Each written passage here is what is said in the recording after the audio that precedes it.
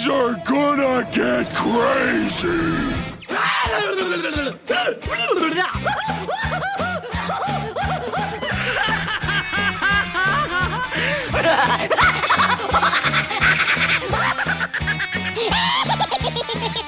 Most everyone's mad here. Hey, we are back.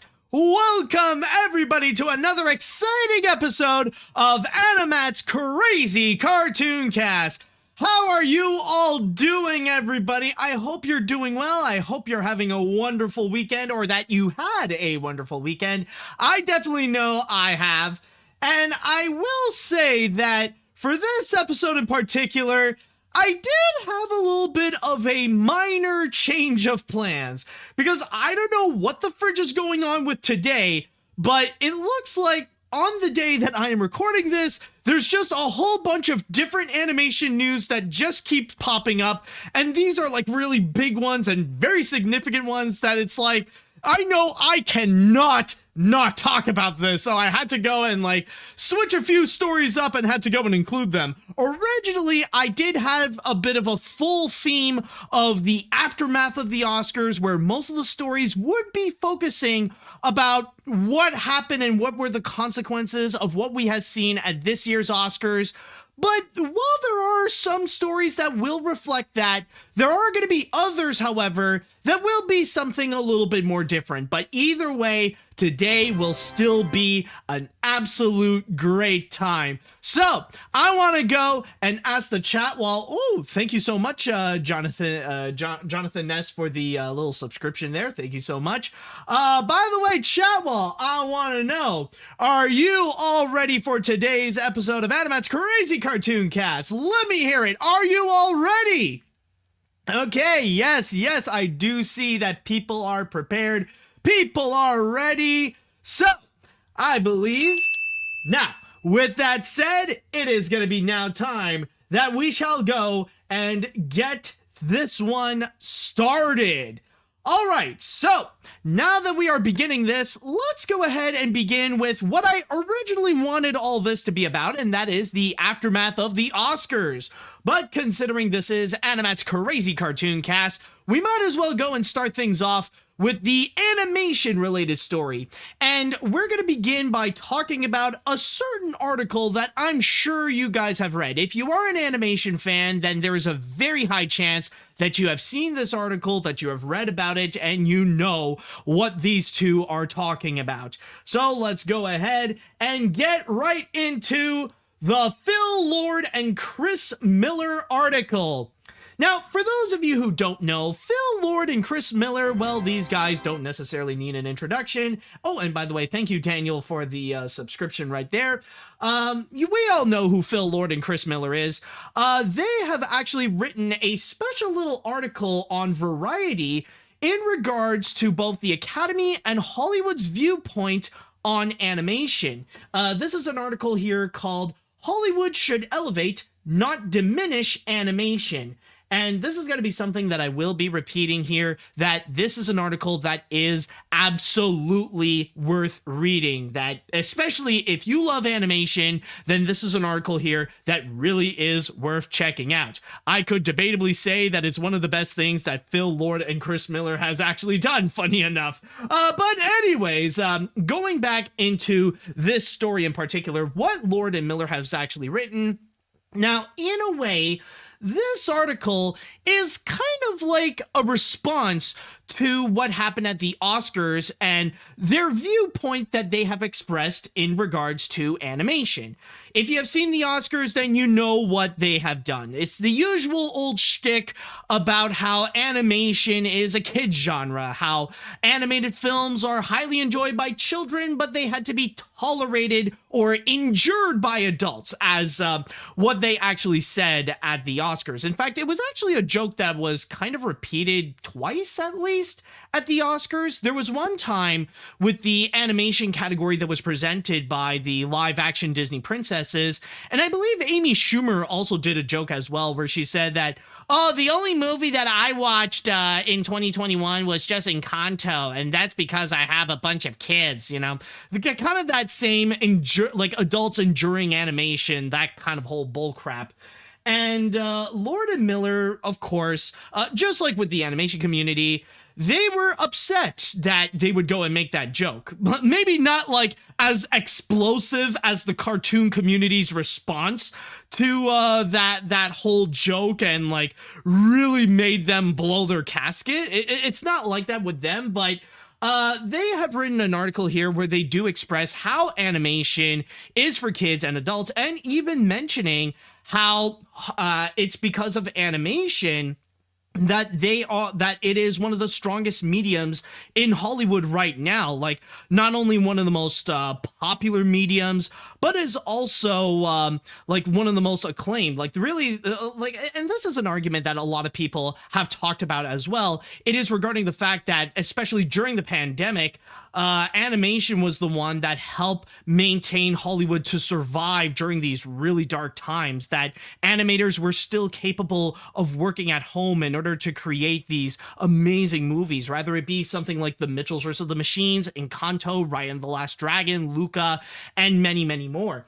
In fact, there's a bit of a section here, right over here, that I will read through one by one, where they actually did describe that very well. In which they state, animated films routinely demonstrate excellence in photography, design, costumes, and performance. They are some of the most carefully cinematically directed films of the year. They have some of the most intricate scoring and sound design. So basically, this is Lord and Miller's way of mentioning how some of the factors within animation, they deserve a lot of recognition as much as live action, rather it be for stuff like costuming, for cinematography, for sound design, for score. Well, I mean, animation does get recognized for their musical scores often, including this year with Encanto being nominated. Also with production design, with acting, and many, many more. And then we go on, they also mentioned about the fact of how in streaming, animation is usually some of the most watched content, and they can end up becoming some of the most popular movies of their respective year, including at the box office, where they mention they are also hits. When broadcasters bemoan the fact that so many of the nominated films have not been widely seen, they must be forgetting that animated movies Luca, Raya and the Last Dragon, and The Mitchells vs. the Machines were 3 of the 10 most streamed movies in 2021. 7 of the 10 were animated. Or that 25% of the 50 highest grossing films of all time are animated. Or that a huge percentage of theatrical audiences for mainstream animated films is made up of adults unaccompanied by children. Animation is for everyone, and the studio knows it. And the studios know it, actually, just to put the S in the right place. Anyways, that's why we're seeing unprecedented investment in animation production. So the funny thing is that what they are mentioning is that they know, like, studios and Hollywood knows that animation is a major cash cow, that they could be extremely profitable. It's just that it's kind of weird how animation doesn't necessarily get the respect that it deserves, that they are aware that animation is profitable, but in terms of the value or the respect that they would get, it's really not that much in comparison. They would even also go into the aspect of how animation can also be for adults as well. And even the animated films that are aimed towards kids, they can also have some deep adult commentary in which adults can actually relate to as well. In which they go here by saying, this year's winning film, Encanto, had a sophisticated theme of how family trauma is passed on generationally that many adults with and without children connect to on a deeply personal level. Flea, a heart-wrenching animated documentary about an Afghan refugee, isn't kid stuff, and neither are past nominees I Lost My Body, Waltz with Bashir, Persepolis, and on and on. As Best Animated Short winner, Alberto Mielgo reminded the audience on Sunday, animation is cinema, a sentence that bears repeating. Which definitely is true, and it really is too bad that that one in particular for Alberto Mielgo, he was in one of those categories that pretty much was left on the wayside. It was the ones that were before the real telecast of the Oscars actually happened. Like, we all know about the controversy of how they would reject all like 8 categories, put them on the side so that they would just quickly show these uneventful clips during the Oscars. Like, we all know about that controversy.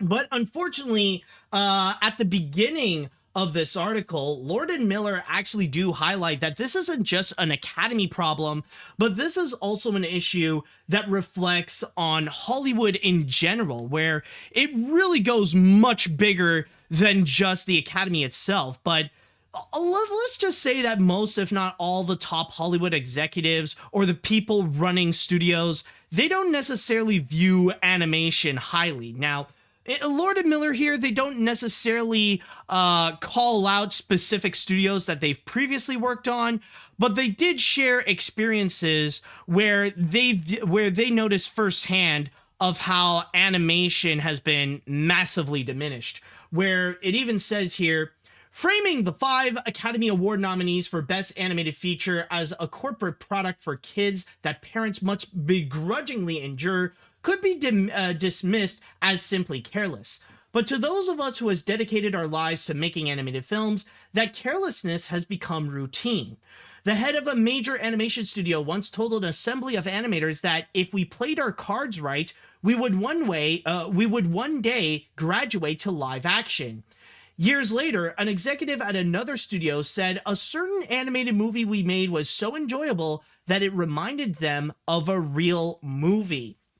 And going back down at the end, one thing that they have also mentioned that is a little bit of a warning or a cautionary tale is regarding the Best Animated Feature category in itself and its history, especially after Beauty and the Beast was nominated for Best Picture, with Beauty and the Beast being the first ever animated feature to be nominated for to have like the biggest nomination of them all. And apparently they say that a part of the reason why Best Animated Feature was created was so that they don't have that kind of incident again, that they don't have another moment that is similar to Beauty and the Beast, where they said here that the nomination for Beauty and the Beast for Best Picture caused a stir that some worried an animated movie might win Best Picture every year, a sentiment that in part led to the creation of the Best Animated Feature Award, both to acknowledge the contribution of animation in the current cinema, and for some, keep animated films from winning the real prize. So basically, this entire article here is all about calling out Hollywood for how they view animation. And I'm sure for people who really do invest their lives in animation, rather it be consuming a lot of cartoon products or rather it be aspiring to one day work in the animation industry, there is one aspect of it where it does feel very heart-wrenching to read about this. And especially how this is something that animators have to endure every day for the rest of their lives.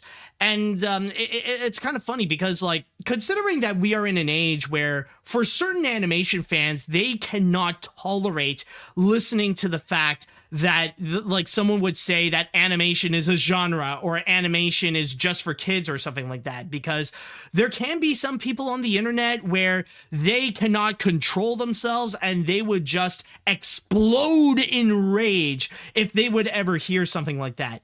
And unfortunately, part of the job in the animation industry, no matter where you might be, this is something that they would have to hear on a regular basis, unfortunately. And that also includes Lord and Miller, where even though they have done some revolutionary work and stuff, and even some work where they can prove that animation can also be for adults, like Spider-Man Into the Spider-Verse, they still have to listen on a regular basis about the fact that animation is just for kids.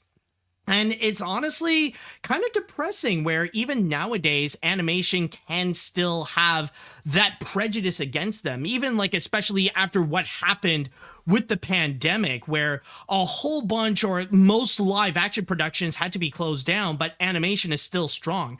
That like it's almost like a betrayal. Like this is kind of partly the big reason why nowadays people got so upset after those comments were said at the Oscars, is the fact that after everything animation has done to keep Hollywood alive during the pandemic, that this is kind of the thanks they get. Again, they're pretty much Lord and Miller has highlighted that even though animation has contributed so much to the film industry, to the entertainment industry even, they don't get that same respect back. That they've given so much to Hollywood, but Hollywood doesn't give as much back to animation.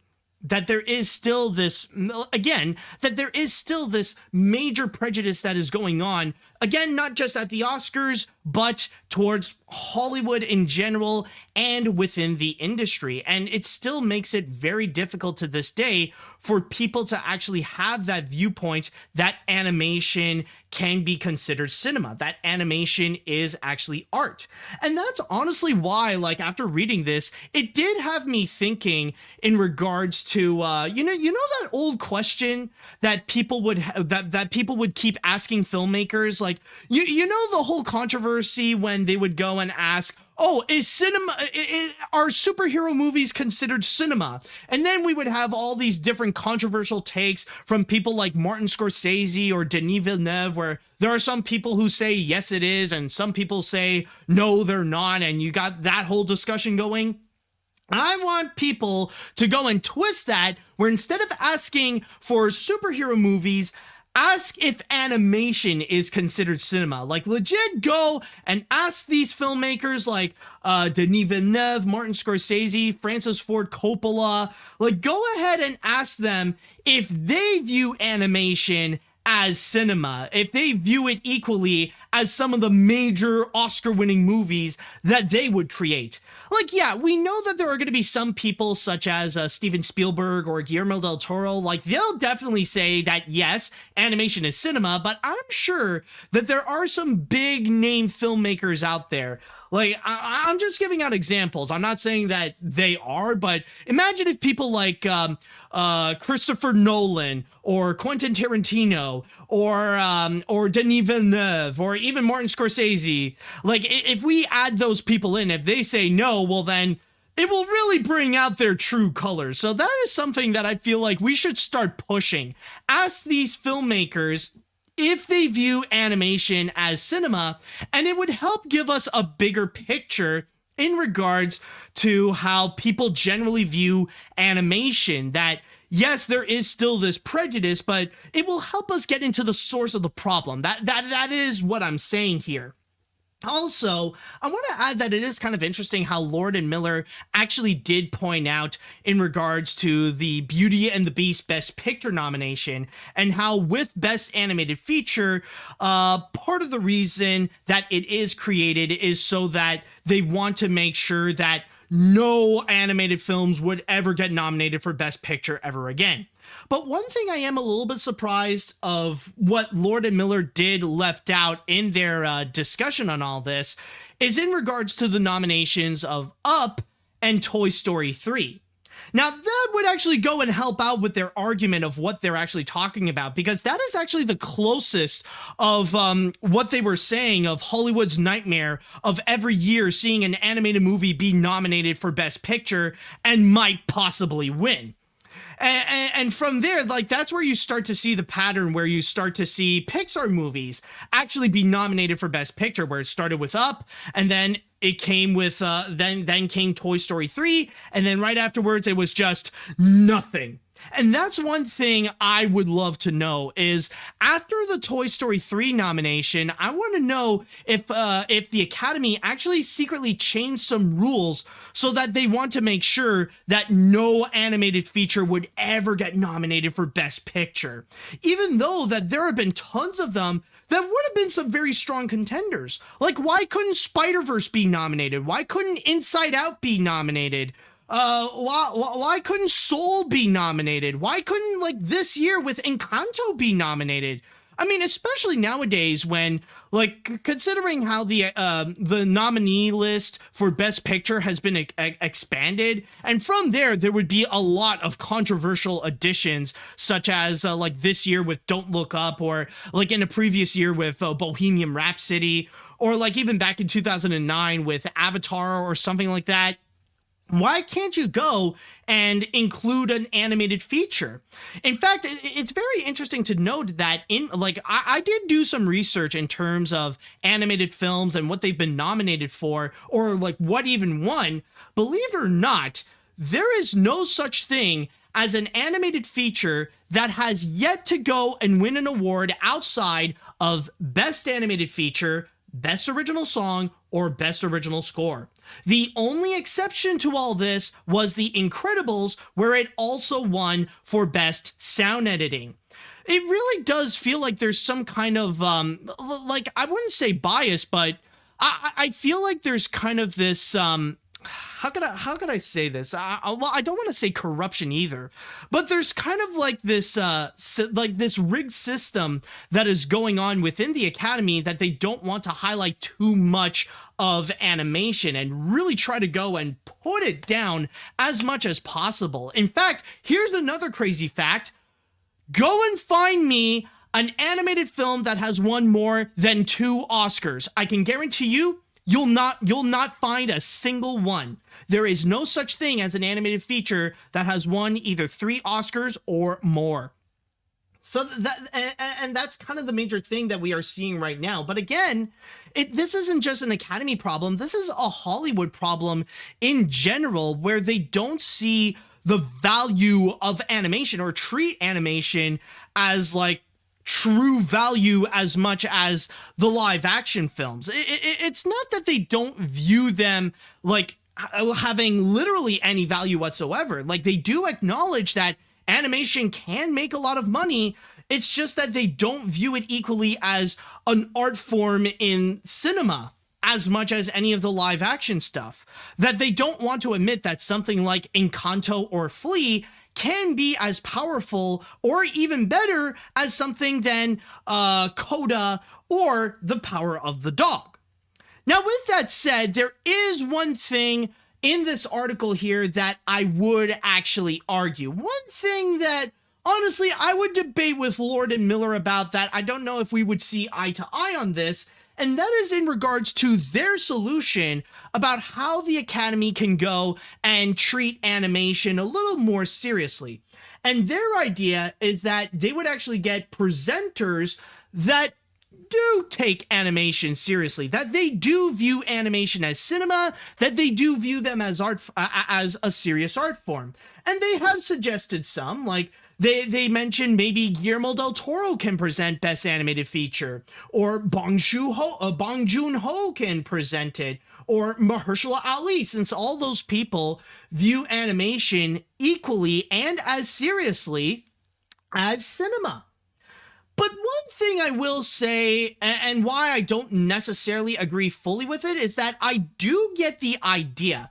I do understand the whole idea of having a presenter to go and treat animation as seriously as they want it to be. I get that, but I think the problem is much more deeply rooted than that. I think, first and foremost, you would have to go and get a producer that would take animation seriously. Like, you gotta go higher up in the ladder, where you gotta get a producer that would view animation as cinema, and that in their show that they are producing, that they would go and treat animation as seriously as cinema. I think honestly, like, you get someone in charge of that to make sure that animation does get the proper treatment that they deserved. And I think that is something that is lacking throughout like these Oscars telecasts. Like, no matter how many times that you have seen them go and present the Oscars, even for best animated features, like, it seems like a lot of these producers, either they give them a pass or they just don't care about how animation would be viewed. And for the sake of comedy, they would go and try to do all these kids jokes regarding animation to keep up that entertainment value. So I think that would be a better solution. Instead of getting a proper presenter to treat animation seriously, I think you would need to have a proper producer that would ensure that animation would be treated seriously. That you need someone with the producing experience to go and make sure that animation does get the proper treatment that they do deserve. And I'm just saying that I might know a couple of guys who actually do have that proper producing experience and does clearly show a passionate love for animation and wants animation to be viewed as cinema. I'm just saying, like, I seriously doubt that either Lord or Miller are watching this podcast, but if you want to go and solve that problem within the Oscars, I highly recommend that maybe you guys can actually do the job yourself. Not to mention that I could trust Lord and Miller that they can go and produce an Oscars telecast that might actually be good. That, like, you're probably hitting two birds with one stone with that kind of situation. That Lord and Miller, not only can they ensure that animation will be treated seriously at the Oscars, but they can ensure that the Oscars show can actually be good. So I'm just saying, like, it's one thing to go and call out the Oscars for that, but it definitely is another if you can go and show the Oscars what they should be doing by actually being in charge of an Oscars show. That's all I'm saying with all this.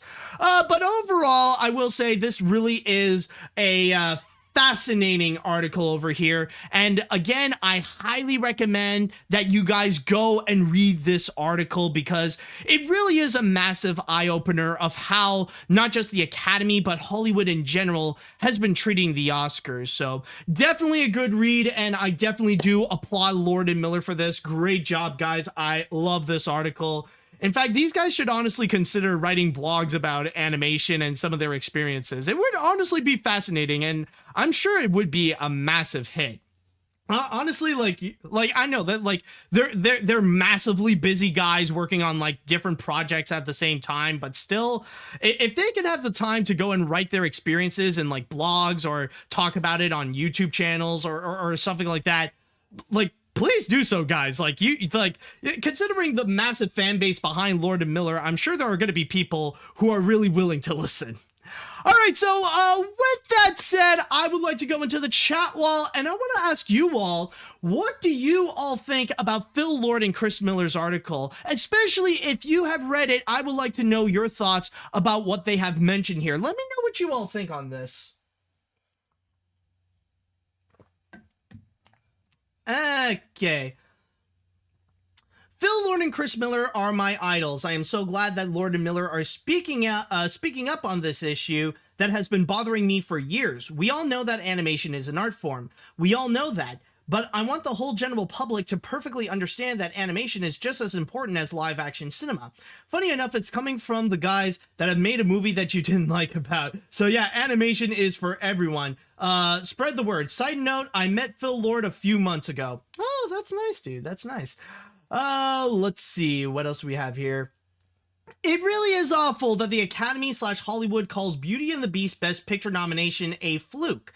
They basically admit that they never wanted to nominate an animated film for Best Picture, that the three times animated films have been nominated for Best Pictures were a mistake or exceptions.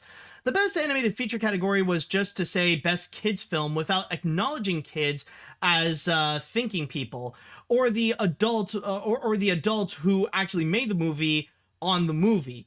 And that's something that I would have to say is kind of the controversial thing in regards to the best animated feature category.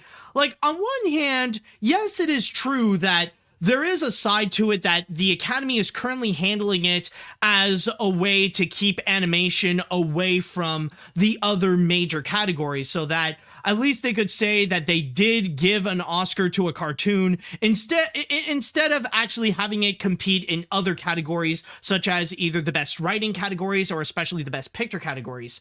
But then again, I would argue also that it is important to have the best animated feature category there because, well, considering that the Oscars do have that mindset, it is important that, like, animation does have some form of representation. So the way they're handling it is wrong, but at least for the sake of having any form of representation, it is still important to have it there. It's just that I do wish they would, honestly, the one thing that I do wish is that they treat Best Animated Feature almost like the same way they treat it with Best International Feature, because more and more we have been seeing international movies actually become strong competitors for the Oscar race. Like we've seen previously with Parasite, where it did end up winning Best Picture, or even this year with Japan's Drive My Car. That was actually a major competitor at the Oscars. Let's see what other comments that we do have. Phil and Chris are right. The disregard for animation within the Academy, even down to the Best Animated Feature category, being built on preventing it from winning the real prize, is absolutely disgusting. Animation is a cinematic art form with tons of story potential. Hold on. I almost lost my track, and should be treated as such rather than just kitty fodder. I mean, there is a major problem when even the Kids' Choice Awards has more respect for animation. That's not a hyperbole. I'm being genuine. Yeah, that is sadly true, that like we are pretty much at the point where like Kids' Choice Awards is getting more respect, or is giving more respect for animation more so than what we are seeing at the Oscars. I mean, you could argue that technically Kids' Choice Awards is all about for kids, but then again, in that regard, like they are showing some kind of like they do view animation equally as like many of the other many of the other movies out there. Like they don't have that prejudice towards animation or live action or whatever. And that, you could tell, is a massive problem. And I know some people might argue about the fact that, well, technically this is the awards that would continuously give it, like they would give their blimps to SpongeBob, but that's kind of like another issue altogether.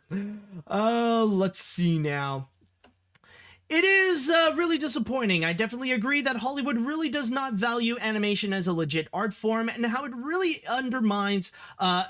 is undermined as a media, and how Hollywood really has its bias. It really does make me hope that we will see changes in the future, so we see more animated features be recognized in the future, because it really makes me feel sorry for the people behind these animated films because of how hard they work on these films.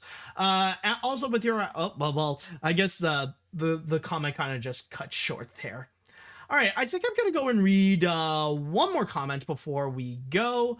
Before we move on to the next story. The Oscars this year has really opened people's eyes on how I don't know, I stumbled on my words there. Let me rephrase that.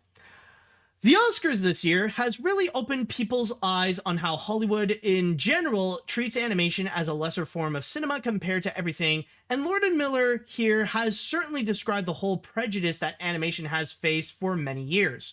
I can only wish that next time the Oscars actually treat animation like an actual film medium, but considering how it has been treated over the years, it's not very likely. Yeah, that's the big thing. Like, rather if it can be treated seriously, rather if it won't, I mean, that, like, honestly, it's at a situation where we really do have to go and take one small step at a time. I mean, like, yes, the people who do have a prejudice towards animation, they are, you know, they're at a position where they are too powerful. And I'm not saying that we need to do like a full-on boycott, because keep in mind, like, this issue right here, it's like, it is still in the category of a first world issue. Like, there are many other problems happening in this world that do need our focus much more than this. So this is not like a high priority of a problem that we do need to solve, but it is something that we do need to take one step at a time if we want to see some improvement. And again, I definitely want to applaud Phil Lord and Chris Miller for writing this article. And a good first step is to go and call out both Hollywood and the Academy for the prejudice that they have towards the medium.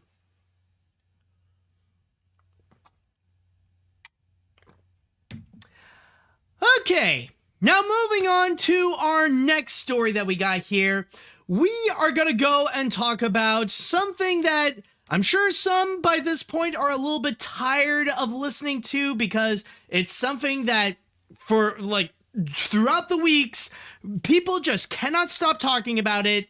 Will Smith. Now, if you're watching this, if you're listening to this, then there is a very good chance that you do know about the whole Will Smith controversy, that during the middle of the Oscars, Will Smith slapped Chris Rock in the face in front of millions of people at the Oscars because Chris Rock made a joke about Jada Pinkett Smith. And you probably know the lines afterwards that Will Smith said, like, that really does emphasize that it really was a real moment and it was not a bit of, keep my wife's name out of your mouth. Like, you know, we all know about that. We've all heard about it. We saw the clip. We saw everything about it. Now, we did have a few weeks to go and digest it. And I will say this.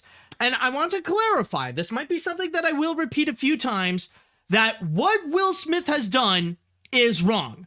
Like, I know there are some arguments that do support Will Smith by saying that, well, he's doing so in the name of defending his wife, or that what Chris Rock said with that joke, it was uncalled for and it was offensive and it was, you know, and it was a little bit ableist of him to do so.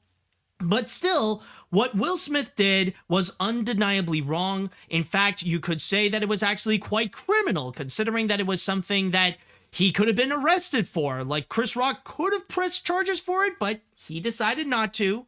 So yeah, what Will Smith did, it was absolutely wrong. There could have been a much more peaceful way for him to go and solve it. And what he did was full-on assault. There's no way that you could really go and defend the actions that he has done. However, one thing I will say is that while it is bad, I don't think it is a 10-year ban bad. Yes, over the weeks, the Academy has talked about what kind of punishment should they give Will Smith because of that incident at the Oscars. Now, we have already known that not long after the Oscars, Will Smith has resigned from the Academy, taking away his privileges to go and vote at the Oscars. But apparently the Academy has decided that it is not enough, and they want to go and give more of a punishment, in which they ultimately decided that they are going to ban Will Smith from attending any Academy event for a total of 10 years. And yes, that does include the Oscars. And they have even written an article, or they have actually written an open letter about what they wanted to do with the matter. And I'll go and read from my source here, again from Variety, as it states. The 94th Oscars were meant to be a celebration of the many individuals in our community who did incredible work this past year. However, those moments were overshadowed by the unacceptable and harmful behavior we saw Mr. Smith exhibit on stage. During our telecast, we did not adequately address the situation in the room. For this, we are sorry. This was an opportunity for us to set an example for our guests, viewers, and our Academy family around the world, and we fell short, unprepared for the unprecedented. Today, the Board of Governors convened a meeting to discuss how best to respond to Will Smith's actions at the Oscars. In addition to accepting his resignation, the board has decided for a period of 10 years from April 8th, 2022, Mr. Smith shall not be permitted to attend any Academy events or programs, in person or virtually, including but not limited to the Academy Awards. We want to express our deep gratitude to Mr. Rock for maintaining his composure under extraordinary circumstances. We also want to thank our hosts, nominees, presenters, and winners for their poise and grace during our telecast. This action we are taking today in response to Will Smith's behavior is a step towards a larger goal to protecting the safety of our performers and guests and restoring trust in the Academy. We also hope this can begin a time of healing and restoration for all involved and impacted. So that's the big punishment that Will Smith has received. And I know that there might be some other questions that people might wonder about. What else is Will Smith gonna get as a punishment? And I'm just gonna clarify that as I am recording this, so far, even though Will Smith is banned from going into any Academy event for 10 years, despite the fact that he resigned from the Academy, he can still keep his Oscar for Best Actor, the one that he recently got for King Richard, and he could still be nominated and could win another Oscar for Best Actor or Best Supporting Actor or whatever, even during the time that he is banned. So if there is a possibility, like, for example, in 2027, Will Smith gets nominated for if Will Smith does deliver a very solid performance that many people would say is an Oscar-worthy performance, he could still be nominated and he could still get a chance to actually win that Oscar. It's just that for that year in particular, he just wouldn't be there to actually get his Oscar because of that ban. So that's the big thing that we are currently seeing right now. And one thing I gotta say is just, what the fridge is this? This honestly makes no sense whatsoever. Like, okay, I get it that we do need to give Will Smith a punishment. And I agree. I think we should punish Will Smith with some kind of punishment. And honestly, for me, I was thinking something that is a little bit similar, that, yeah, maybe if we would ban Will Smith from attending the Academy Awards for like a year, 2 maximum, that would perfectly be fine. That would seem like an understandable kind of punishment for what Will Smith has done. But for 10 years? Honestly, I think that's a little bit too much, and I feel like that is a punishment that we're up to the point where they have extended it to where it just makes no sense whatsoever. Like, that is a little too ridiculous, especially if we are going to be at a point where Will Smith might go and, if he could still be nominated and win Oscars during that ban, then it would honestly make no sense for him to not be there, for him to take, for him to have that Oscar. Like, why 10 years? And I'm just going to say, yes, what he did is bad, but I wouldn't say this is something that would be like completely traumatic. It's not something that's absolutely horrifying. Even though what Will Smith did commit is a crime, it's not the worst crime that has been committed by an Academy member. Like, there have been plenty of others that have done far worse, and we know that we have like a full-on list of those people. Just to name a few, like, we got Harvey Weinstein, we got Roman Polanski, we got Kevin Spacey, we got John Wayne, we got Woody Allen, and so much more.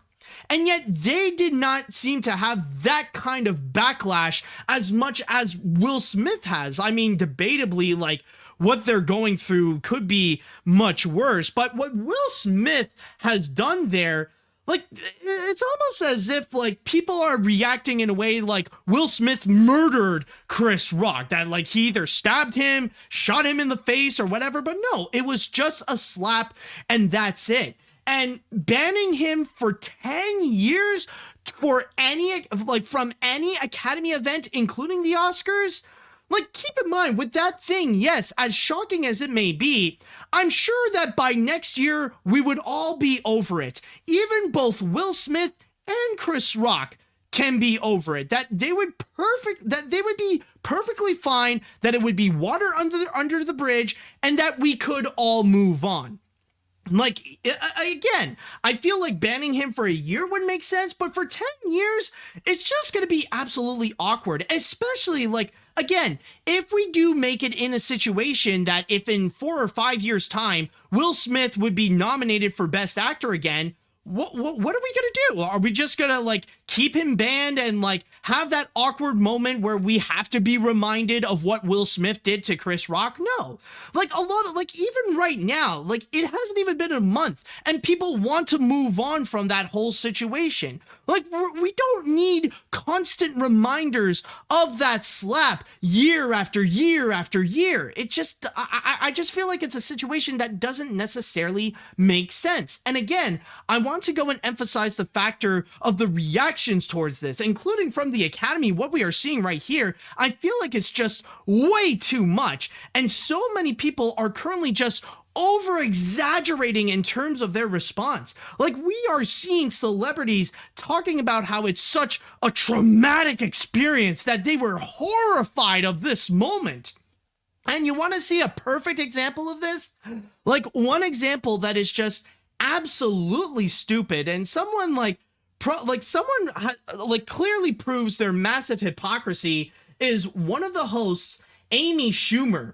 Like, this article here, I feel like really shows a prominent example of how dumb these people can go, of like their reactions towards Will Smith, but in truth, they're no better. And that's one thing I want to go and clarify, that, yeah, as wrong and as shocking as Will Smith, what Will Smith did at the Oscars, it's like, honestly, how people are like framing it and how people are talking about it, like, you gotta keep in mind, like, even if you view that as a bad thing to do, that doesn't necessarily make you better than Will Smith. And Amy Schumer is certainly proof of that, where she literally said in her own words that she was still triggered and traumatized of that moment.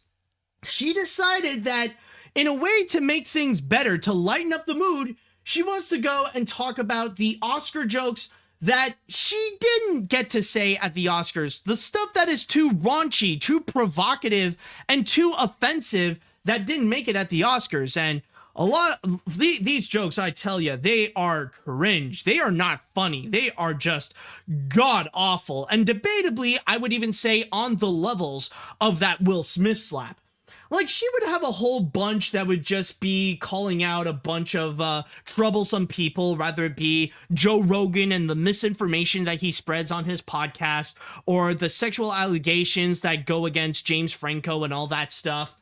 But one in particular that has been highlighted, like in this article, again, from Variety, is that she actually she wanted to do a joke based on the Rust incident. We all know the Rust incident, the one that is an independent movie in which the production went completely haywire, so disorganized, like such a mess, where unfortunately it led to Alec Baldwin, who was both a producer and the star of the film, to indirectly shoot and murder cinematographer Helena Hutchins.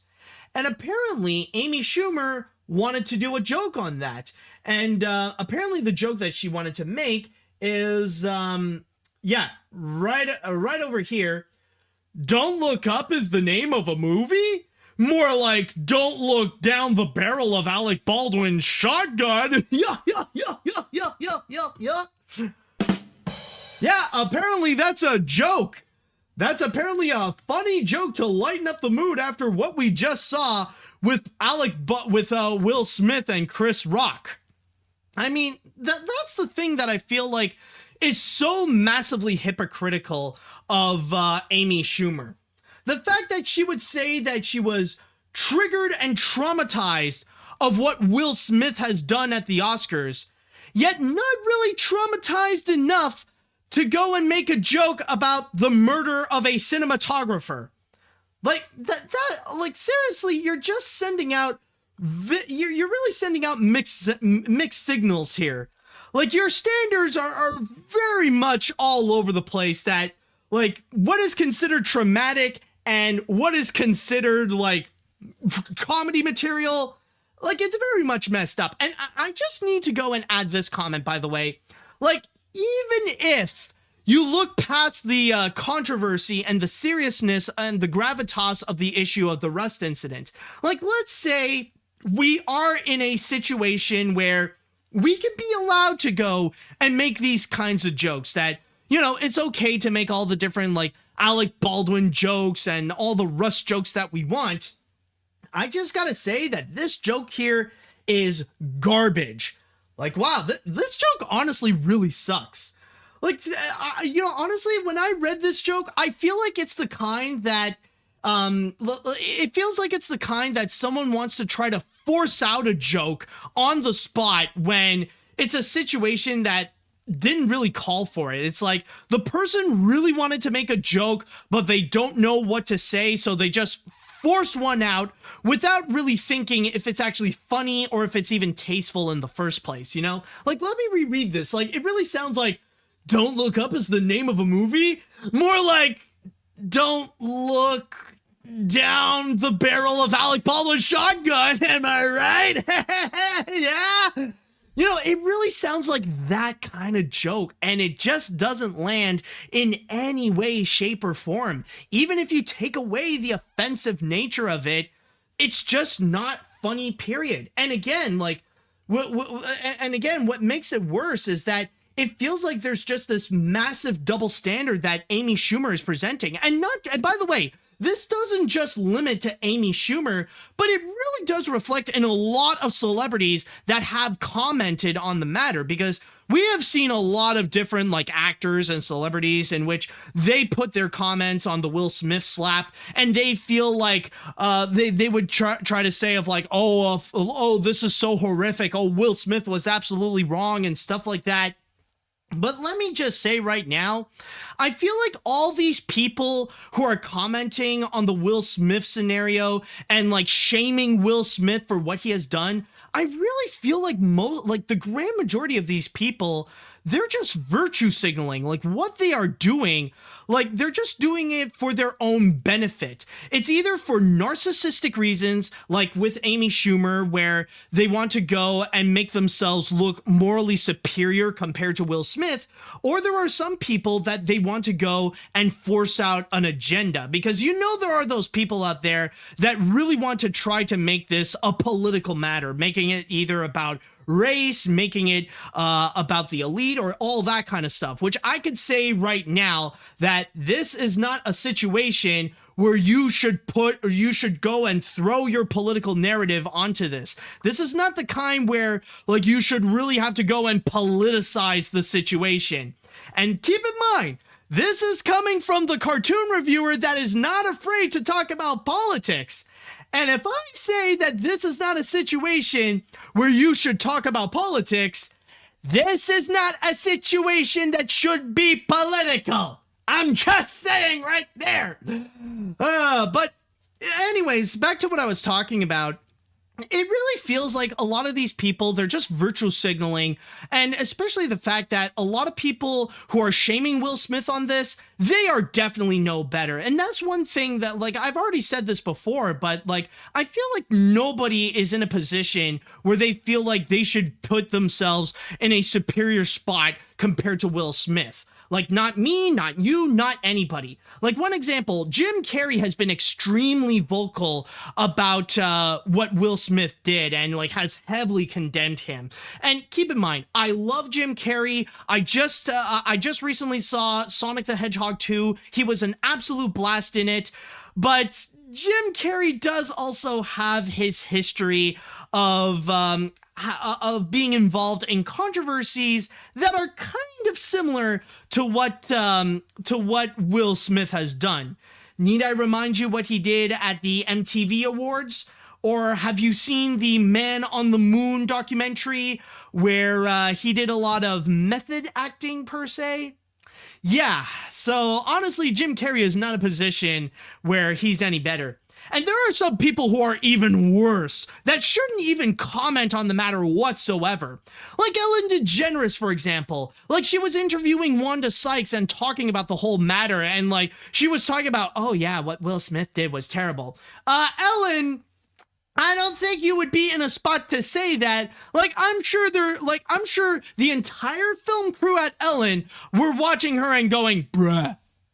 And you want to know one person who is much worse, like probably the worst of them all, who condemned Will Smith but should have never commented on this whatsoever? Frickin' O.J. Simpson. O.J. Simpson actually commented on the matter, where he actually said that, oh, what Will Smith did was absolutely wrong. He shouldn't have done that. OJ, my guy, let me tell you something. Amongst all the subjects that you could talk about, I don't think you should be in a position where you have to discuss about, is someone wrong for committing violence? You know, I think you should leave yourself out of this matter. I don't think we need OJ on this situation here. So overall, again, I just want to clarify that these people, they're really they're really dramatizing the situation. They're really exaggerating the matter, and a lot of them feel like they're just doing it for their own personal needs. Again, this really, I feel like a lot of the reactions truly do define virtue signaling. That yes, what Will Smith did is wrong, but it's not that bad. And it has even come to the point where there are some people that they're really going out of their way to say that apparently it's not enough. Like there's another article, again from Variety. I swear this is the last Variety article that I have here. Over here, apparently there's an article explaining that Will Smith must return his Oscar to return the award's honor. Okay, I gotta stop you right there. I just need to go and ask you this question. What honor are you talking about? And keep in mind, people, like many of the controversial people that I've mentioned before, like Harvey Weinstein and Roman Polanski, they still got to keep their Oscar. If you really think that if you're able to go and look past either Weinstein or Polanski and you want Will Smith to take away his Oscar, the problem is you. The problem is not Will Smith. Again, it really is, this situation really is exaggerating what has been going on. And honestly, with all this exaggeration, with all the backlash that Will Smith has been receiving, more so than debatably he should, honestly, it made me reflect on what his true crime that Will Smith has committed. Like, what is it that Will Smith has truly done wrong? And I think I know what it really is. Like, I think I understand why is it the Academy is giving him a 10-year ban. People are punishing him, and especially the Academy is punishing him, not because he slapped Chris Rock, but because Will Smith's problem is also the Academy's problem. That the Academy as well is also receiving massive backlash and bad PR over the way that they're trying to handle the situation with Will Smith. And because Will Smith made it the Academy's problem as well, they are punishing him for that. Because one thing I can guarantee you, if Will Smith ended up slapping Chris Rock at a different place, like if he slapped Chris Rock at either the Critics' Choice Awards or the Golden Globes or on a different movie set or like at a restaurant or anything like that outside of the Academy, then he would not be facing this much backlash and he would not be facing this much punishment from the Academy. But because the Academy faced some consequences as well, as much as Will Smith is, they want to go and punish him as well. This is like what the Academy is doing is not punishment. For them, this is revenge. This is revenge for also making it their problem as well. So honestly, this is my whole piece on the matter. It's just, I feel like with the whole situation that even though, yes, Will Smith should be punished for what he has done, like, I feel like the matter is just greatly exaggerated right now, rather it be for narcissistic and virtue signaling reasons, or rather it be the Academy just like really going a little too hard on him. I feel like the matter is just, it's greatly exaggerated, and by next year, like, we'll be fine with it. It will be nothing more but a memory, and we can all move on from the matter, but it's just, I feel like we're in a situation where we're just going too hard. And again, while it is wrong, it's not the worst thing that's currently happening right now. I mean, there are some Republican politicians that are trying to go and legalize child marriage. We're still in a massive pandemic. Need I remind you of what's happening in Ukraine? There are worse problems in the world than Will Smith's behavior. So yes, what he did is bad, but the reactions have gone way too over the top, and people are just going way too hard on Will Smith. Honestly, that's how I feel of the whole matter. Okay, so with that said, let me go and ask the chat wall, how do you feel about how Will Smith is currently being punished? Do you feel that Will Smith's punishment is justified? Do you think they're going too hard on him? Let me know what you all think on this. All right, let's see what we got. I thought it was too extreme in banning Will Smith from the Oscars for pretty much a decade. I can't believe it. Yes, he could still be nominated and even win Best Actor or Best Supporting Actor over at the Oscars, but 10 years is a bit too much. 5 years would have been better for him, but 10 years? No. The only people who should be banned longer are sexual predators like Harvey Weinstein when they shouldn't, where they should have taken this seriously at the time. Hypocrisy is what I'm seeing. Oh yeah. And especially with how people are reacting towards Will Smith, like a good counter argument of what the Academy is doing and like why it feels so hypocritical of the way they're reacting towards Will Smith is with Roman Polanski. Like, keep in mind, like, when Roman Polanski won the Oscar back in 2002, everyone knew about the controversy of what he has done, of the fact that he sexually assaulted a 13-year-old girl, and yet that didn't stop them from giving him an Oscar for Best Director. And yet, if they were perfectly fine with that, and but are not okay with Will Smith, then it really shows that there is this massive double standards. And some people could argue that to this day, if Roman Polanski got nominated for Best Director, they would be more than fine than to go and invite him at the Oscars, while Will Smith would still be banned. I'm just saying. Let's see what else we got here. I definitely have to agree this is way too extreme. Personally, I absolutely agree that what Will Smith did was wrong, and I do believe that he deserves some punishment. If it was up to 5 years at the most, it's understandable, but 10 is just too extreme. And what angers me is that it feels like Will Smith is facing more consequences than people like Kevin Spacey and Harvey Weinstein, who have done worse. Yeah, and I feel like the reason why he is being punished at this point, that's kind of like a whole segment in itself. Like, some people are arguing that, like, maybe, like, it's because he's black that he's facing more punishment than the sexual predators that I've mentioned before. But, again, that's, like, another subject altogether on that thing. And we would be here, like, forever just talking about that. Let's see. Oh, my poor Hollywood. How low have you sunken, figuratively? So you want to ban Will Smith for 10 years just because he wanted to defend his wife against a bad place joke? Well, how about canceling your tainted Oscars for 10 years also? I can't fully express how wrong that decision was taken by your board of directors on what or whatever is the highest body is named. You can idly hide yourself from public view and think about the effects of such a wrong thought punishment. But I mean, again, like, we get why it's wrong, and it's not really okay for Will Smith to go and actually do so. There are plenty of ways for him to go and handle it better. But, yeah, this is just, like what we are seeing here, it really feels like people are just going out of their way to cancel Will Smith for what he has done, when many others have done worse, and they have gotten, like, the backlash that they have received could debatably be as much or even less than what Will Smith is facing right now.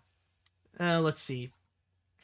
Poor Marty the Zebra got slapped by Oscar the Fish for a joke on Gloria the Hippo. Also, 10 years? I'll be all shriveled up and toothless and can barely walk. Wait, I'll only be 38 in 10 years. All joking aside, I will admit this punishment is a tad extreme, but admittedly, Will Smith's behavior does scare me.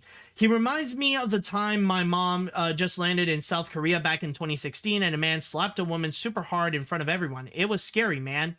Well, yeah, I mean, it's wrong. What he did is traumatizing, but, well, not traumatizing, sorry.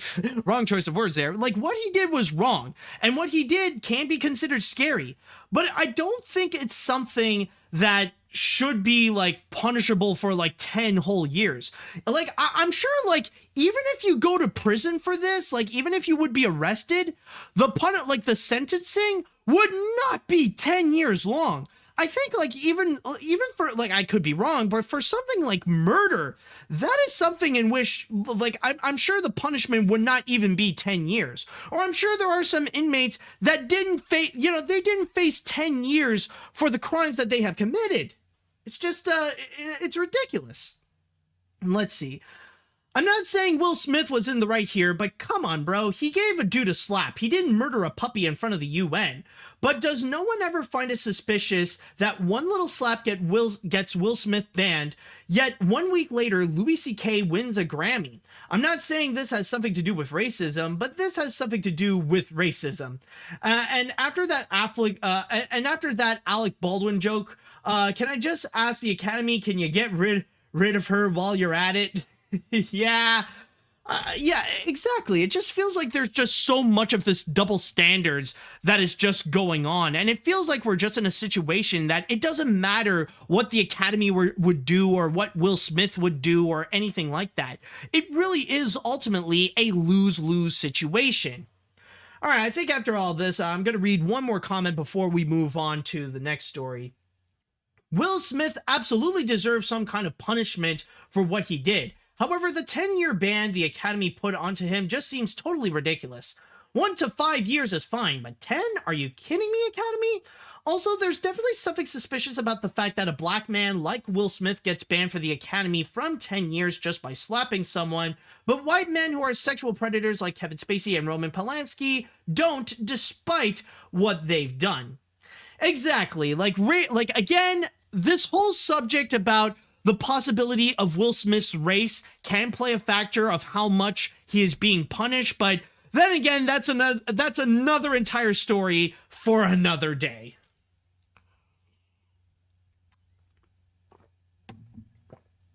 All right, so moving on to the next story, we actually have a couple of trailers that I would like to show you. And with the first one, this is actually a trailer for a movie that we have been waiting a long time to see. Like, this is actually a movie that's been in development hell for God knows how many years, but it looks like 2022 will finally be the time that we are going to see this movie come to life.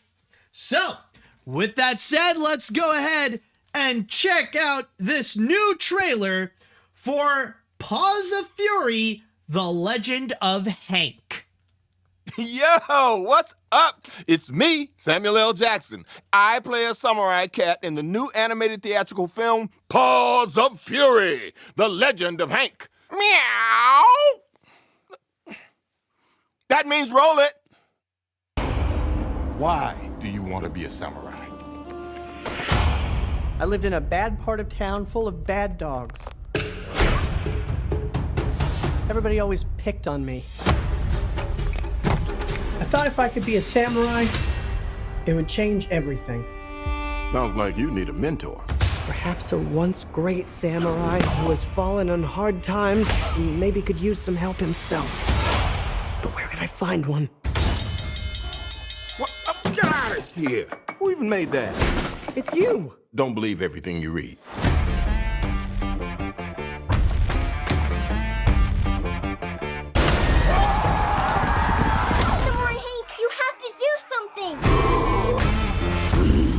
You're under arrest. You wanted to be a samurai. Fun, isn't it? Now go get him.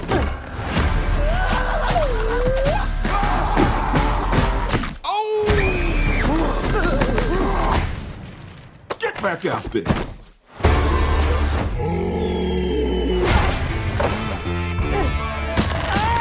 Oh my. When you come up on that lick, make sure you cut 'em in. I've got to make this samurai thing work. Hey, this is the training montage, isn't it? Sometimes you need a friend. Nope. Wanna see you win. Don't forget to land on your feet. Cut 'em in. Focusing on me, way from Tel Cut 'em Aviv. in. Distinctive destinations, all I wanna see. Cut 'em in. 'Cause I deserve that. We've got to wipe that town off the map. Send a tweet to assemble the troops. Who knew an evil army could go through so many beams?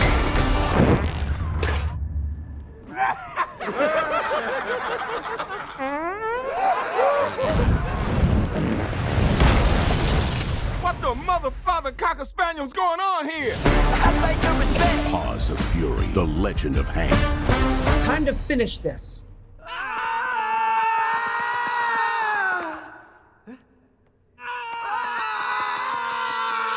This might take a while. And that is Paws of Fury, The Legend of Hank, which will be finally released in theaters July 15th. Now, there might be some people a little bit confused thinking like, well, what do you mean something that has been long waited? What do you mean something that has been in development hell? Well, maybe you might know this project a little bit more by its former title, Blazing Samurai, the animated movie that is a loose adaptation of the Mel Brooks classic Blazing Saddles, in which, by the way, Mel Brooks is actually one of the voices here. So that's pretty much the whole gist of it, is that we got a family-friendly, samurai-themed Blazing Saddles, kinda, but not really, which does have an all-star cast with not just Mel Brooks, but also Samuel L. Jackson, Michael Cera, Ricky Gervais, George Takei, and many, many, many more. And I gotta say, after all these years, after years of waiting for the development to know what is gonna be happening with this movie, and now finally witnessing what Blazing Samurai is all about, I gotta say, this kind of sucks. I was honestly not all that impressed by what I've seen here with this trailer. It's just not all that great. I mean, granted, like, the first shots at the beginning, like, it does seem like there's some impressive imagery. They want to go a bit with this, like, Spider-Man style, comic book-like visuals where the colors really do pop out. Like, okay, that one doesn't seem so, like, okay, those parts over here, and even, like there's even kind of like this, filter where they really do emphasize the comic aspect of this. But then suddenly it just goes back to the typical CG look not long afterwards. And like, yeah, at first it looks cool, but now it's just, you know, it just really feels like your typical coming of age animated comedy. And that's another major thing that I do want to talk about. It's just the comedy here, it feels consistently weak. Like, I'll say right now, there's honestly one joke that I did find a little bit funny, and believe it or not, it's actually the fart joke. Like, amongst all of this, the fart joke is actually pretty funny. Like, it starts out like, oh, okay, it's another one of those, like, gas humor things that they would do in the film, but in here, oddly enough...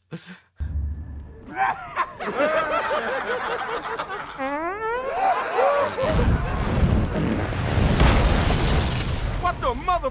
Now, I don't know if that's actually how they're gonna do it in the movie, but I feel like, honestly, like, they took, like, this juvenile joke and, like, really expand it into something that actually does kind of work, actually. Like, they just make it, like, bigger and bigger and bigger, and okay, I'll give it to the movie that one, they did it pretty well. That did get me at least a chuckle.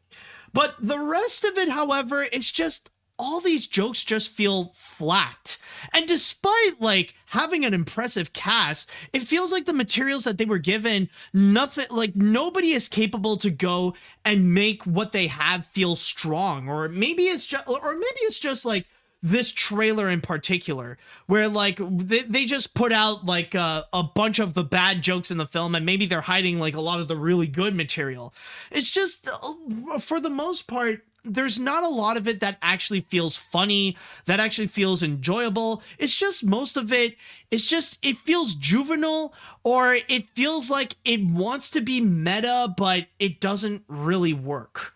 It tries to do comedy, but the writing is not experienced enough, or it's not actually trained enough to know like some good effective comedy of what they can do. It just, like, honestly, after watching this, it just makes me feel like maybe this has been in development hell because the materials were just really hopeless. I don't know.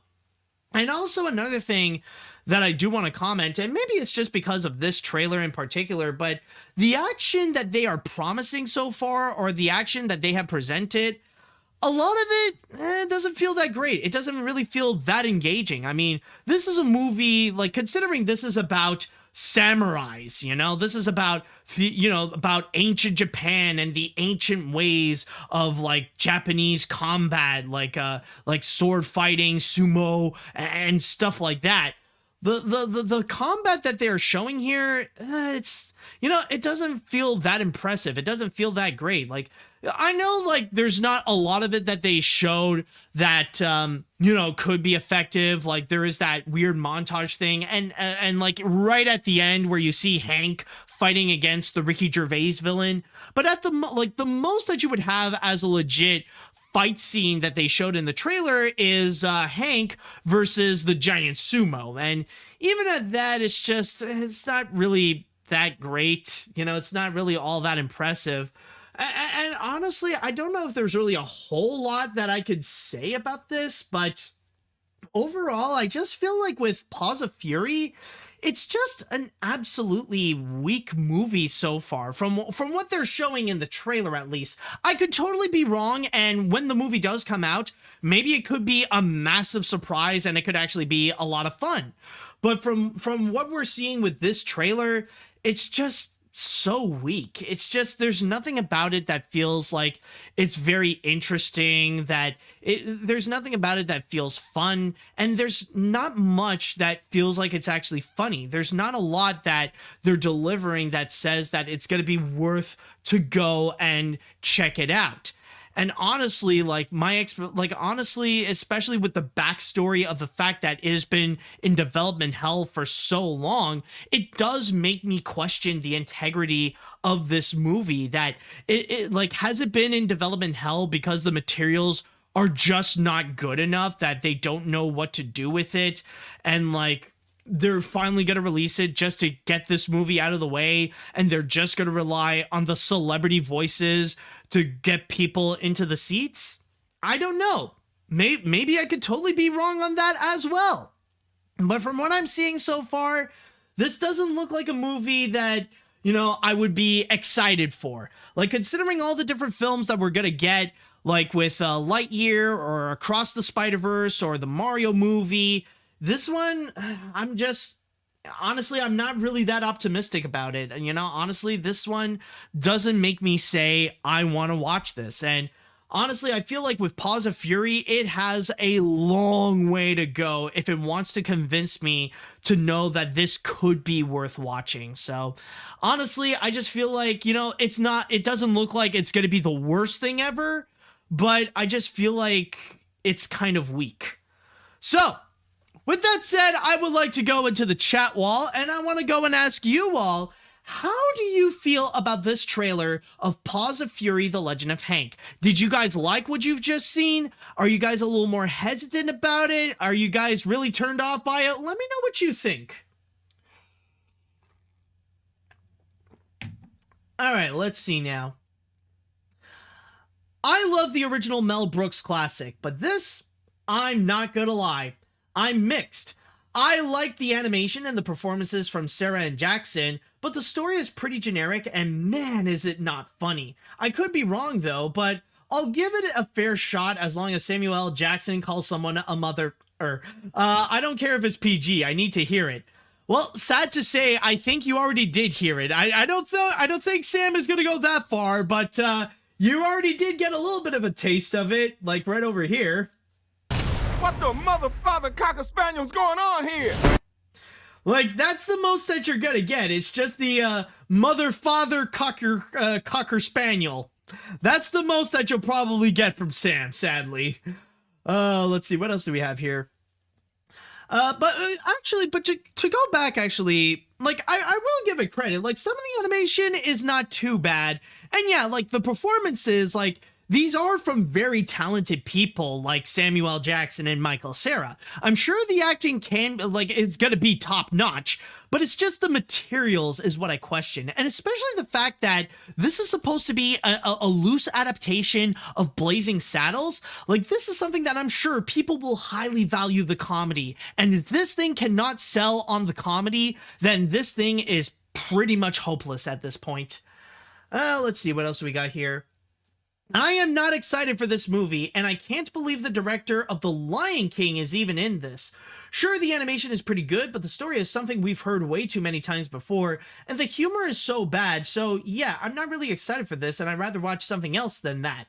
By the way, nice shirt, AniMat. Oh, thank you. This one, well, honestly, I've had for a while, but, yeah, you know, it's a nice one. I got a few Muppet shirts already in waiting, so, yeah, and, by the way, it is true that technically I do believe the director of this is actually none other than Rob Minkoff, who did previously work on movies such as DreamWorks' Peabody and Sherman and The Lion King. So yeah, that's another movie that he has directed, but it looks like this could be the weakest film that he has directed so far. Maybe I could be wrong, but we'll see. Anyways, I got to admit the animation looks pretty good, but the movie itself, it's just a big meh. The jokes are completely weak, the actions are more juvenile, the characters look bland, and the movie feels like a Kung Fu Panda ripoff, except it has samurai, so I wouldn't call this a must-see movie. Heck, just make this a parody of Blazing Saddles into Blazing Samurai if you could picture that in your head. Yeah, and that's true. Like, it's not the worst thing. It's not something that I'm gonna say, I hate it so much. It just feels meh. You know, it's like, it's the bland kind of bad where it's like, it's gonna be quickly forgettable. Like, you're gonna forget all about it right after you watch it. Let's see now. I saw the trailer in theaters when I was about to see Sonic 2, and yeah, after all these years that have been delayed, back when it was called Blazing Samurai, it sucks. What more that it sucks is that it's Rob Minkoff, who co-directed The Lion King, Stuart Little, and Mr. Peabody and Sherman, directed this film, is low for him, which is even low for him as the director, no, sorry, let me rephrase that. Which is low for him as a director since The Haunted Mansion. Nothing about it looks good or average. It looks painfully bad from left to right. It's just bad overall. All right. Let's see. I can't stop thinking about Pan Pizza's video about this movie. I remember it like it was yesterday that this video was uploaded. Anyways, I find the production to be far more interesting than the movie itself because this movie looks kind of lame in my eyes. The animation looks okay at best. The story is pretty much a tame version of Blazing Saddles. The comedy is pretty bad. And it looks uninspired and not fun. But yeah, that fart joke was not that bad, but it doesn't encourage me to see it in theaters. Yeah, I do understand how you feel. Okay, I'm going to read one more comment before we jump into the next story here. Not interested in Paws of Fury. Despite some good animation and action sequences, the jokes are nothing funny, and the fart thing just started to get too old for kids. Family films, but Hollywood doesn't care. Thanks, Ren and Stimpy and John K. I will pass and look forward to other animated films than this. Paws of Fury is directed by Rob Minkoff. Why? So yeah, it doesn't look like people are that interested in this movie. I mean, it's not the worst movie that we could see so far, but it doesn't look like it's piquing interests. If it's piquing interests. And if there are some people that are curious to see what Paws of Fury and the Legend of Hank is all about, then keep in mind that the movie is going to be coming out in theaters July 15th. Okay, now moving on to our next story. I just gotta say that if you thought Paws of Fury, The Legend of Hank was bad, oh, you ain't seen nothing yet. Because there is one trailer that I've seen that is far, far worse. And it won't be released in theaters, but this thing is gonna be released on Netflix. And oh man, it's a sight to behold. So let's go ahead and take a look at the trailer of Marmaduke. We have to do something about Marmaduke. He's a handful. Awesome! What?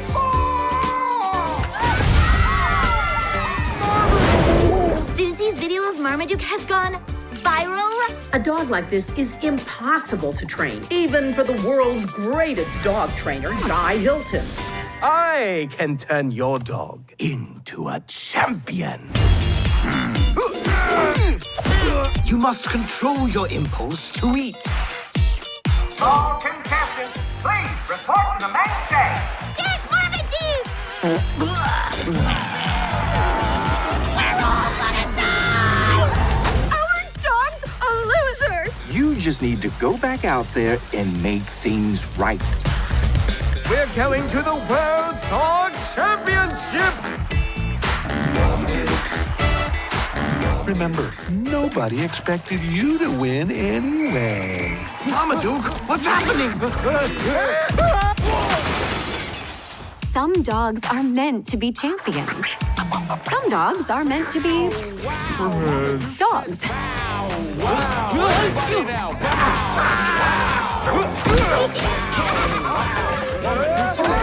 Marmaduke, some say you're too big. I say you're too big-hearted. Marmaduke! Yes, folks, what you have witnessed here is Marmaduke, an animated movie that is coming to Netflix on May 6th. Boy!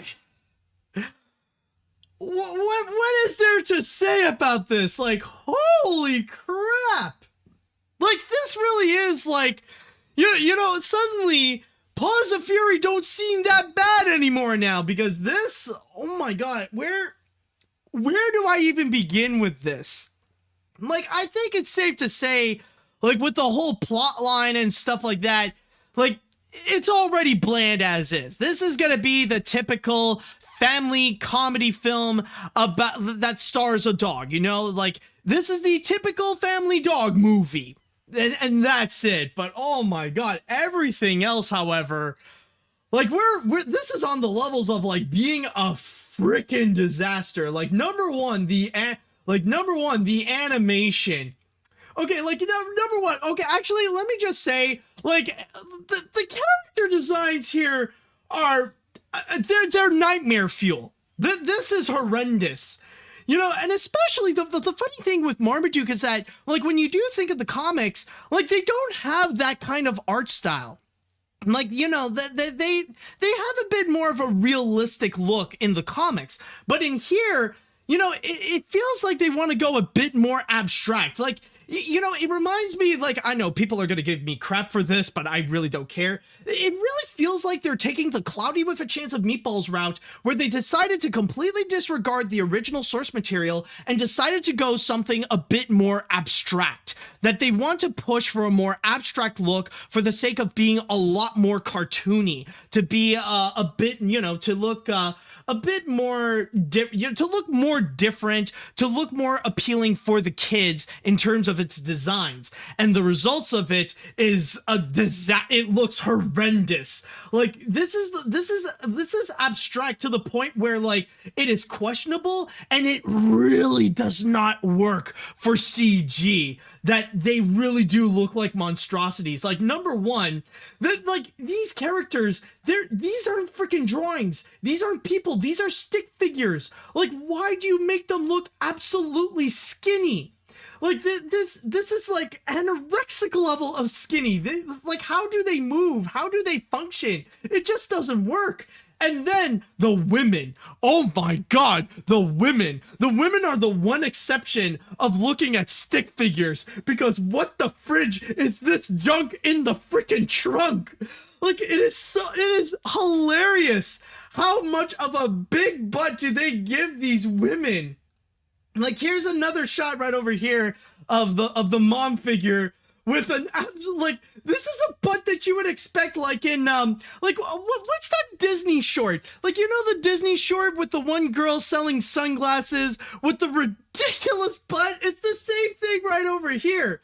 Like, this is the kind of butt that you would half expect that, like, honestly, the soundtrack of this movie, you might as well switch it up to Queen. You might as well just go and, like, just highlight some scenes and just say, "Oh, you gonna take me home tonight, fat bottom girl, you make the rockin' world go round." You know, like, honestly, like, yo, as a guy who appreciates the female body, like, you know, this is definitely a nice booty, but it's kind of funny how it feels like, comparing to the other designs with how everyone else looks so skinny, it just feels like the animation team has some kind of weird fetish, especially for butts, and they just need to really translate that onto this movie, that they need to let out their butt fantasies onto frickin' Marmaduke. It's ridiculous. So yeah, honestly, and this is not even to mention how the animation itself, yeah, this ain't freaking top quality animation. This really does look like direct to home media material. And oh my God, it's just so much of it. It looks, you know, like this is the kind of quality where, like, they want to be comical, they want to be over the top with it, but it just doesn't. Oh my God, like, what is the, and even the faces, like, they look nightmarish in themselves. Like, even this part right over here, like, none of this makes sense. And by the way, may I add that frickin' Marmaduke himself is a frickin' nightmare.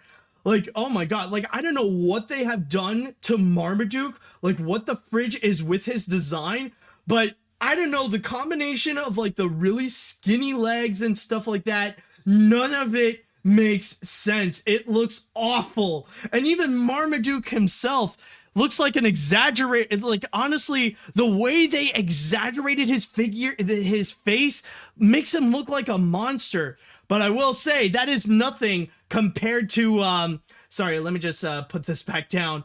It's nothing compared to the poster. Have you guys seen the poster for this Marmaduke movie? Oh man, take a look at this thing right over here. Yeah, apparently this is how they present Marmaduke. Yeah, based on the classic comic strip adventure. But look at freaking Marmaduke. This looks like an absolute nightmare with the way he's just, like, really opening his mouth. My God, this is like a true monster movie right over here with that freaking face. Imagine you're in a dog park, you know, just minding your own business. And then suddenly you see this thing coming right in front, like, coming towards you, going like, like, my God, what is this? And this is supposed to be something they want to sell to kids. Yeah, no thank you. This is, like, maybe if you're trying to sell a horror movie, maybe if you're telling me this is the remake of Cujo, no thank you. This is not what I wanted. My God, and even the mouth looks like it's opening way too much than it should. And by the way, there's also another thing that I do want to add that, funny enough, this trailer doesn't seem to really emphasize much. It's the fact that there are some voices, especially for the animals. I mean, they do clarify that at the end when you see Marmaduke talking to the cat, or like that really pampered dog that's, like, sponsoring the shampoo or whatever. But the funny thing to mention, I'm surprised they didn't really say much about this, but do you know who's voicing Marmaduke? None other than Pete Davidson. Yes, Pete Davidson is the starring role to voice Marmaduke. So I'm just saying, if you guys suddenly see Kanye West having a massive hatred for dogs, well, then you know why. But there are some other people who, some familiar voices in there as well. Apparently, like I checked the list of the list of actors in there, and apparently J.K. Simmons is also involved in this movie, which really doesn't necessarily surprise me, considering that J.K. Simmons is one of those actors that, when he has an opportunity to voice a character in a cartoon, like, he'll be more than happy to go and take it. So, not really that surprised to see J.K. Simmons in this. But oh my god, like everything else though, like honestly, I gotta say also that it really does surprise me that someone would want to go and make a movie based on Marmaduke. Because if you guys don't know, Marmaduke is a comic that is really well known for just telling this one joke again and again and again and again and again. And it's the fact that the dog is too big. Like every punchline in every Marmaduke comic is just, that dog too big. You know, and it's already shocking enough that they've done a movie back in 2010, like that weird live action movie. Like, one movie is enough to make a whole feature film about Marmaduke, but now they're doing a CG film, and especially a CG film that looks like this.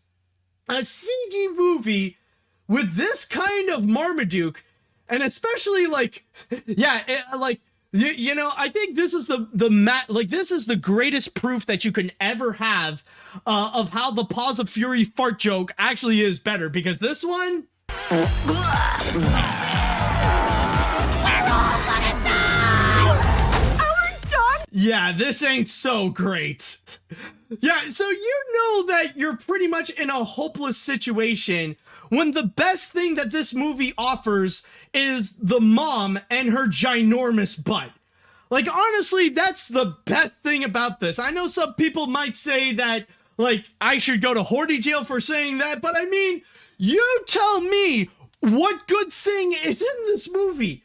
You tell me what is worth checking out other than the mom's booty. Other than that, no, there's just nothing. So overall, this Marmaduke animated movie, it's like, wow, I'm just shocked that this thing is even coming out on anything on Netflix. Like, honestly, if this would come out like directly onto DVD, okay, that I get.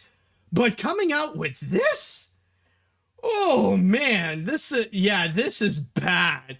Like, oh my god, this, like, the whole movie itself is an absolute joke. The animation is a nightmare to look at. The plot line is way too generic, and the jokes, it makes you wish that you would just go back to those, like, old Marmaduke comics where they just say, that dog too big. But yeah, if you are morbidly curious to go and check this movie out, keep in mind that the movie is going to be coming out on Netflix on May 6th. And with that said, I'd like to go and ask the chat wall, what do you all think so far about Marmaduke? What do you all think about this? Did you guys like it? Did you guys hate it? Let me know what you all think about this. Okay. Let's see now. In the words of A Tribe Called Quest, I like your fat ass thing, and that's all I have to say about it. Besides the mom's thighs and ass in this film. Besides the mom's thighs and ass, this film looks garbage. From the voice acting to the animation to the story, and frankly, it reminds me of a Lionsgate family film. The only interesting thing that will come out of this is if Kanye goes berserk over the movie or just dogs in general. Let's just hope this crap show of a film gets overshadowed by, well, that'll be the next story. Oh boy, I can see a lot of people are very hyped up for the one specific story here. Let's see. Cough, cough, hurls, cough, cough, vomits. Sorry, I just puked at how bad and disgusting the animation and visuals are. Seriously, the movie absolutely made me ill.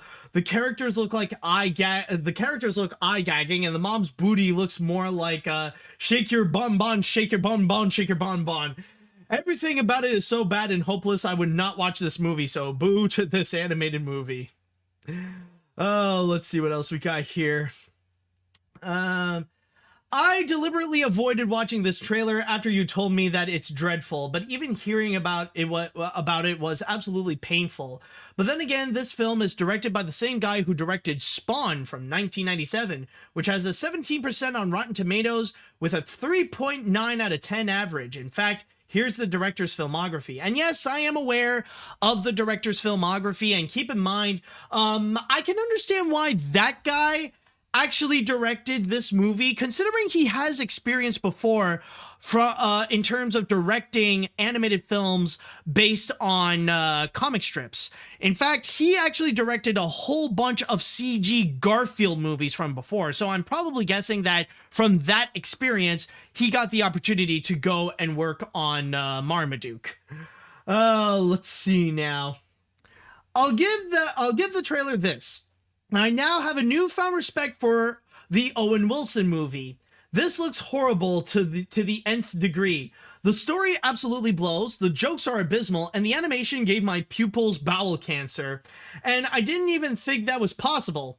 But I guess since I have nothing to do on May 6th, I guess I'll check it. Oh my god, Doctor Strange releases the same day. Adios, Big Doggo and Thick Mama. Yeah, I think a lot of people are going to quickly forget about... I think that's the reason why Marmaduke is released on that time. Like, even Netflix doesn't want people to know about it, so they decided to put it on a release date that is right next to a major movie that's going to be coming out. Yeah, I don't think, like, no matter how big those thighs are, no matter how big of a booty that is, I don't think that's going to be enough for people to go and check it out. Unless the mom really flaunts it... No, not really. Let's see. Wait, this is a movie? I thought this was a visual embodiment of cancer.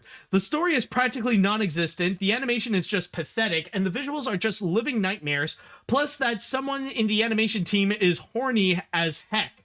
As soon as this comes out, I must do an exorcism on this movie alongside 10 archbishops, 5 cardinals, and the Pope himself. And don't worry, Matt, you'll get a cellmate in horny jail with whoever designed the female character. Actually, can I get the big booty mom in horny jail? Like, I can accept that as well. You know, that will at least compensate for being in horny jail in the first place. Like, at least if I would go to horny jail for that, at least give me some credit, give me some benefit, give me a thick mommy. You know, that's all I'm saying. Okay, let's see. I'll read a few more. Let's see. Am I the only one that finds it hilarious of the fact that this movie is coming out on the same day as Doctor Strange 2? Shows how much Netflix cares about this movie. Anyways, this trailer looks like absolute garbage. The animation is cheap, the jokes are awful, and the voice actors seem like they are not even trying to act. Marmaduke also looks like a bad bootleg version of Scooby-Doo. Probably the funniest thing about this movie is that it will lead to hilarious memes and posts on Twitter. Oh, I'm probably sure. All right, I'll read one more comment before we move on to the grand finale of this. This is a no-brainer, not worth my time movie. This does not look pleasant on my eyes, the story sounds uninspired, and why is Herb Overkill now a dog trainer? I will be skipping this, and will probably need to watch the Kingdom Hearts 4 trailer again as a palate cleanser. Oh, don't you worry, I do have a palate cleanser, though. Just stick right in, and trust me, we will have a finale that will be worth it.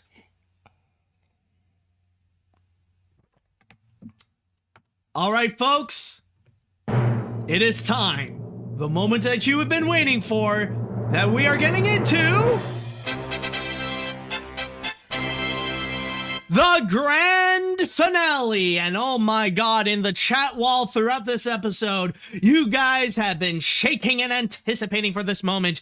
You have been waiting for me to go and talk about this. And I will say this, originally, my grand finale was supposed to talk about Kingdom Hearts 4. The fact that just recently Kingdom Hearts had its 20th anniversary and announced a few new games, which even included Kingdom Hearts 4 as well as the Lost Master arc. But then just today, on the day that I am recording this, a breaking news has occurred and has currently been making the animation community explode with joy. A moment that you would think would not be possible. But it now seems like that what people have demanded, it's finally coming true. And I cannot believe that I'm saying this. Nimona is saved, everyone. Yes, Nimona is finally gonna happen, and pretty soon, actually. I mean, technically in 2023, but still, though, Nimona is finally gonna become an animated movie. Now, for those of you that do need a recap of what Nimona is all about, let me just go and quickly read you the quick history about it from my source on The Hollywood Reporter, as it states. The project was originally going to be produced by Blue Sky Studios, a part of the animation division of the 20th Century Fox production that was already underway when Disney acquired Fox, and in February of 2021, it was announced that Disney, which already has Pixar and Walt Disney Animation, would shutter Blue Sky. Patrick Osborne was directing the Blue Sky-based Nimona adaptation, which was already dated for January 14th, 2022, when the animation studio was shuttered. Shortly after, news came out that the production on Nimona would be halted and the film would not be released. And not too long ago, I think about a month ago, I talked about a recent controversy regarding the fact that Disney was not necessarily happy with how Nimona was going, especially when there was a scene when two of the main characters would actually have a same-sex kiss scene. And there was that whole controversy that some former Blue Sky animators that remained anonymous, they talked about how Disney was very much iffy with that scene, and Blue Sky had to go and take that out from the presentation, despite the fact that they do have plans to try to put it in. But ultimately, the project was canceled. Like, it served as an example of Disney's homophobic history when it comes to their animated films. But it looks like we have a brand new chapter right now in which the Nimona movie is going to be coming back, and it looks like it will be from the vision of what was originally meant to be at Blue Sky Studios. Now, unfortunately, Patrick Osborne isn't going to be coming back as the director, but they do have Nick Bruno and Troy Quayne, Blue Sky veterans. They are going to be back to go and, well, they are going to be directing this feature film. And yes, the actors who have worked on this, like Chloe Grace Moretz, Riz Ahmed, and who is it? Oh no, wait. Oh, there we go. And Lee Yang, they are going to be the voices, where you got Chloe that's going to be Nimona, you got Riz Ahmed playing as Ballister Boldhead, and oh no, Eugene Lee Yang, sorry. It's not just Lee Yang, it's Eugene Eugene Lee Yang. I just need to be careful with where the letters go. Playing as Ambrosius Goldenloin. And by the way, I believe it's Boldheart and Goldenloin that do have the same-sex kiss scene, if I do recall correctly. But yes, apparently right now, what is happening is that it is Netflix and Annapurna, they decided to collaborate to go and officially revive the project, to which is going to be coming out in 2023. And for those of you who do need a bit of a reminder of what the plot is about, by the way, just to quickly read you here, it states that a knight is framed for a crime he did not commit, and the only person who can help him prove his innocence is Nimona, a shape-shifting teen who might also be a monster he's sworn to kill. Set in a techno-medieval world unlike any animation has tackled before, this is a story about the labels we assign people and the shapeshifter who refuses to be defined by anyone. So that's pretty much the big thing. It's the fact that we are seeing this come back, that Nimona is finally gonna happen, not from Blue Sky, but rather from Netflix and Annapurna. And I gotta say, I remember in the past before, like, I'll be honest, I knew that I was pretty doubtful of its return. Like, whenever I would talk about Nimona, I would see people say, like, oh, hashtag save Nimona or whatever. And honestly, for once, I was actually pretty pessimistic about it. We're like, nah, there's no way it's gonna come back. It's a lost cause. Like, yeah, the people of Blue Sky tried to salvage it, but there's no hope. It's over for this thing. It's time to move on. But I think, honestly, this is an instance in which I am so glad that I am wrong. Like, honestly, even this morning when I saw this news, I was like, wait, what? This is happening? They're actually saving Nimona? Like, I was freaked out about it, but honestly, at this point, there's just 2 words to describe this. Let's go, man! Let's freaking go!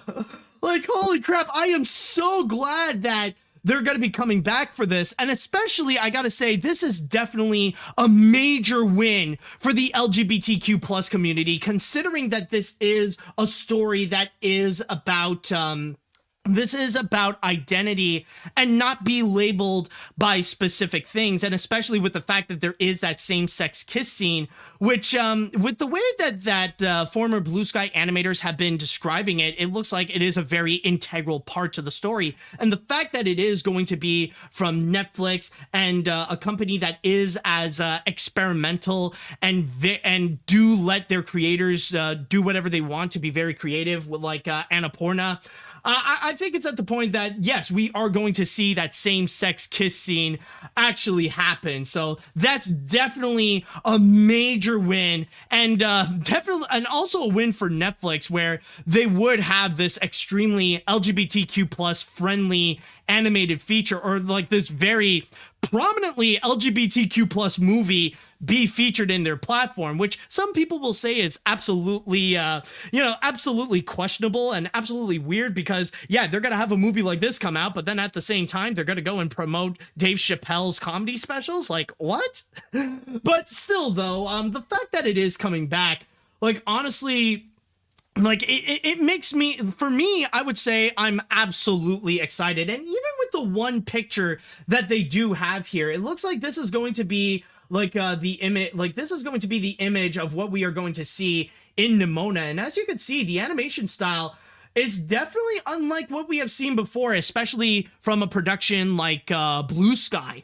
Like, they're going to do something that is a bit more stylized, that is going to be a lot, something in which they're going to experiment a bit more with the animation. And honestly, that looks pretty cool. And honestly, it does make me ask one thing. Like, one thing I want to know is in regards to the materials that they already have. Like, did the stuff that they have made at Blue Sky, has that actually been salvaged? Did Netflix and Annapurna actually go and take the materials that has already been finished at Blue Sky Studios, and now are they going to go and are they just going to build it up from there? That's one thing I would like to know, because like technically we have been talking about how Scrat Tales is the final goodbye of Blue Sky Studios, but it looks like maybe this one, like, if the stuff from Blue Sky that has been, like, if the stuff of Blue Sky has been saved, are we going to see it from here? Would this technically count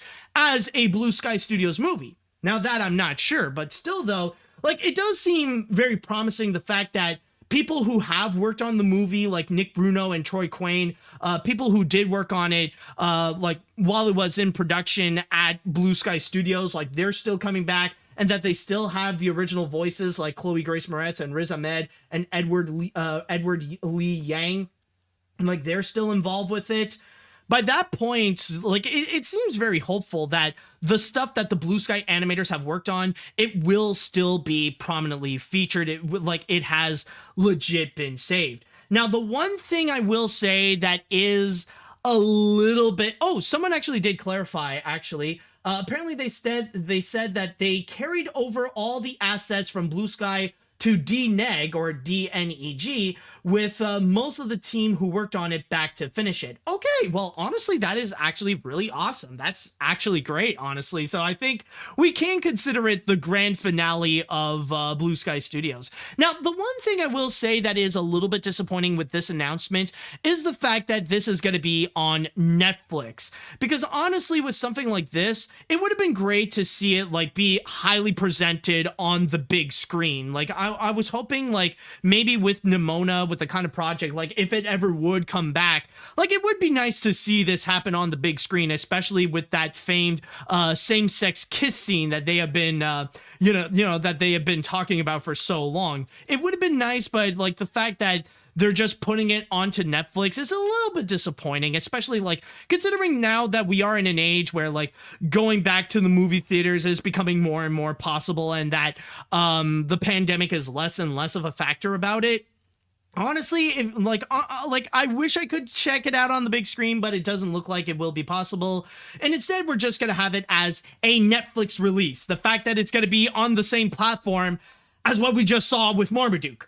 But then again, hey, we're going to be getting it regardless. So still, I consider that a massive win. So yeah, it looks like we are indeed going to have Nimona. That Nimona has indeed been saved. And I guess the moral of this entire story is that not like great ideas just never die. If there is an idea that people absolutely adore and that they would love to see, sometimes one way or another, they would just come back and be brought to life. And that's what we have seen with Nimona.